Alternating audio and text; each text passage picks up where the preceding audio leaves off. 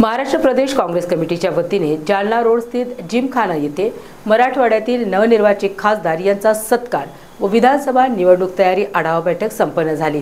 महाराष्ट्र राज्य प्रदेशाध्यक्ष नाना पटोले, विधिमंडळ पक्षनेते बाळासाहेब थोरात, खासदार डॉक्टर कल्याण काळे यांच्यासह विलासबापू अवताडे, केंद्रीय नेते रमेश चेनी, माजी मंत्री अमित देशमुख, राज्याचे विरोधी पक्षनेते नामदार विजय वडेट्टीवार, माजी मंत्री आरिफ खान, नाना गावंडे यांच्यासह अनेक मान्यवर पदाधिकारी या कार्यक्रमास उपस्थित होते।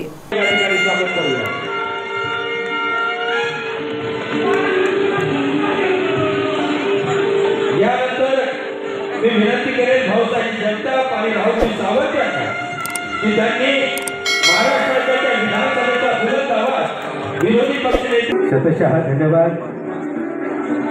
तशा पद्धतीचं होणं हे चुकीचं आहे आणि आमची भूमिका त्यामध्ये प्रामाणिक आहे। आरक्षणाच्या बाबत आमचे नेते राहुल गांधीजींनी त्याच्यामध्ये सातत्यानं एक भूमिका मांडलेली आहे। या देशामध्ये सगळ्यांना न्याय मिळायचा असेल तर या देशामध्ये राष्ट्रीय जनगणना आर्थिक, सामाजिक, शैक्षणिक व्हावी ही भूमिका आदरणीय राहुल गांधीजींनी मांडलेली आहे। काँग्रेस पक्षाची ती भूमिका आहे।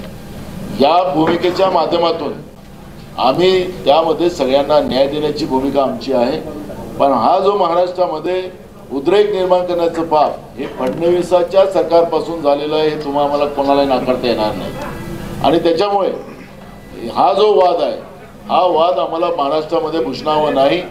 आणि त्या दृष्टिकोनातून ही जी काही परिस्थिती आज महाराष्ट्रामध्ये निर्माण करून ठेवलेली आहे, फक्त भाजप आणि महायुतीच्या सरकारने निर्माण करून ठेवलेली आहे। त्याला कुठलाही वेगळं कारण देण्याचं कारण नाही।